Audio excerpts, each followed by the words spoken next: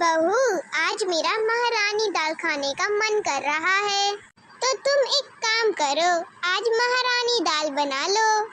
अच्छा ठीक है माँ जी। बहू, अरे ओ बहू। क्या हुआ माँ जी? छी, ये कैसी बेस्वाद दाल बनाई है, इसमें तो मसाला पता ही नहीं चल रहा।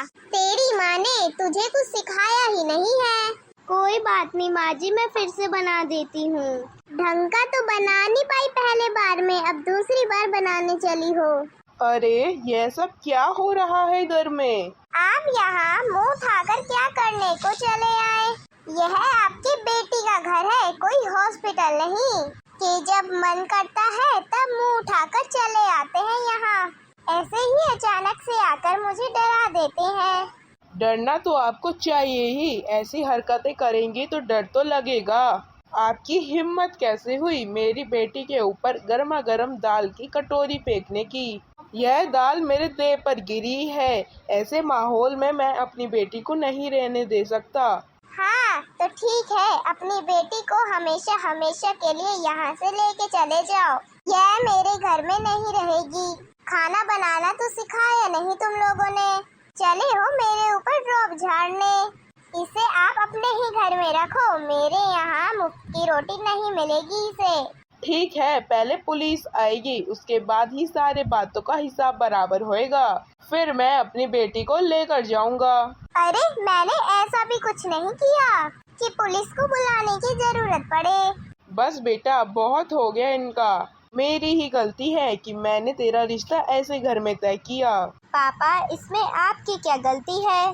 किसे पता था कि मेरी सास का स्वभाव ऐसा होगा। घर परिवार में यह सब होता ही रहता है, इतने आंसू बहाने की जरूरत नहीं है। तुम अपने कमरे में जाओ और भाई साहब आप अपने घर जाइए। इस बात को ज्यादा बढ़ाने की जरूरत नहीं है। अब तो बात आगे बढ़ेगी ही। अभी तो यह दाल मेरे कपड़ों के ऊपर गिरी हुई है और यह एक सबूत है कि यहाँ मेरी बेटी के आत्मसम्मान पर खिलवाड़ किया जा रहा है, इसलिए यहाँ पर मेरी बेटी बिल्कुल भी नहीं रहेगी। तो क्या आप इसे यहाँ से लेके जाएंगे, अपने घर में रखेंगे? लोग क्या कहेंगे कि शादीशुदा बेटी मायके में क्यों पड़ी हुई है? इसके बारे में आपको सोचने की जरूरत नहीं है, अपनी बेटी के बारे में सोचने का काम मेरा है। हेलो रवि बेटा, मैं तुम्हारे घर पर आया हूँ। तुम्हारी माँ ने मुझे गर्मा गर्म दाल से नहला दिया है। वह गर्मा गर्म दाल तुम्हारी बीवी के ऊपर पड़ने वाली थी। तुम्हें पता है ना कि तुम्हारी बीवी माँ बनने वाली है। अगर इस समय में कोई ऊंच नीच हो गई तो मेरी बेटी की जान की जिम्मेदारी किसे बनती है, जो तुम मेरी बेटी को यहाँ पर छोड़ के गए हो? यह आप क्या बोल रहे हैं पापा जी? क्या माँ ने ऐसा किया है?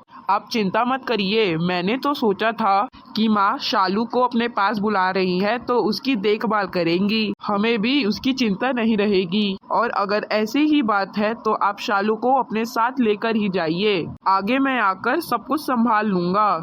बेटा, दामाद जी से बात हो गई है, तुम्हें किसी के बारे में सोचने की जरूरत नहीं है। तुम खुद का सामान पैक करो और चलो यहाँ से।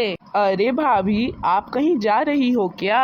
हाँ बेटा, ये यहाँ पर अब नहीं रहेगी। मैंने देख लिया कि आपकी माँ जी इस पर कितना अत्याचार कर रही थी। माँ, मैंने पहले ही कहा था कि भाभी के साथ थोड़ा अच्छे से पेश आओ, लेकिन आप ही मेरी बात नहीं मानती थी। सास बनने के चक्कर में आपने भाभी को खुद से बहुत दूर कर दिया। हाँ? हे भगवान, ये मैंने क्या कर दिया? अब तो मेरे बेटे भी मुझसे ढंग से बात नहीं कर रहे हैं। क्या करूं, घर पर अकेले मन भी नहीं लग रहा है। आज पड़ोसियों के यहाँ से बुलावा भी आया था। एक काम करती हूँ, वहीं चली जाती हूँ, कम से कम थोड़ी बहुत देर के लिए मन तो बहल जाएगा। क्या हुआ चाची जी, आप आज बहुत उदास लग रही हैं? भाभी नहीं आई है आपके साथ? नहीं बिटिया, वो अपने मायके गई हुई है। अच्छा, तभी उदास हो आप। भाभी, हमारी चाची जी की उदासी जरा दूर कर दो, कोई बढ़िया सा गाना सुना के। ओ सासू, कर ले भजन, दुख न लागे गटिया। ओ सासू, कर ले भजन, दुख न लागे गटिया। इन हाथों में लेना पड़े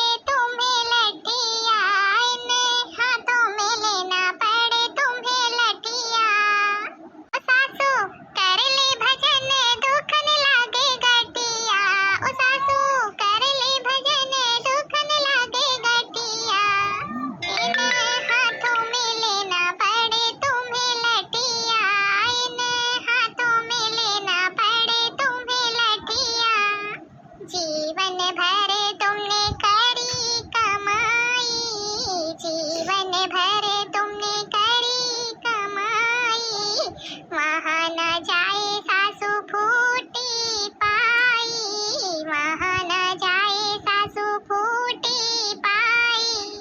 हाँ तू तो चढ़ जा मंदिर की सीढ़ियाँ, तू तो चढ़ जा मंदिर की सीढ़ियाँ, माँ हाथों में लेना पड़े तुम्हें लठिया। ओ सासू कर ले भजन दुखन लागे गठिया, ओ सासू कर ले भजन दुखन लागे गठिया, ओ सासू हाथों में लेना पड़े तुम्हें लठिया, ओ सासू हाथों में लेना पड़े तुम्हें लठिया। राम नाम जप ले सासू काम तेरे आएगा, राम नाम जप ले सासू काम तेरे आएगा, कौन बात तेरा तेरे साथ नहीं जाएगा, कौन बात तेरा तेरे साथ नहीं जाएगा। ओ सासू राम ही लगाए तेरी पार नैया, ओ सासू राम ही लगाए तेरी पार नैया, ओ सासू इन हाथों में लेना पड़े तुम्हें लठिया, ओ सासू हाथों में लेना पड़े तुम्हें लठिया, ओ सासू कर ले भजन दुखन लागे गठिया, ओ सासू कर ले भजन दुखन लागे गठिया, ओ सासू हाथों में लेना पड़े तुम्हें लठिया, ओ सासू हाथों में लेना पड़े तुम्हें लठिया, ओ सासू हाथों में लेना पड़े तुम्हें लठिया। वाह भाभी वाह, क्या बात है। लेकिन मेरी एक बात समझ में नहीं आई, ये गठिया क्या होता है? गठिया गठिया एक तरीके का बात है जो घुटनों में होता है।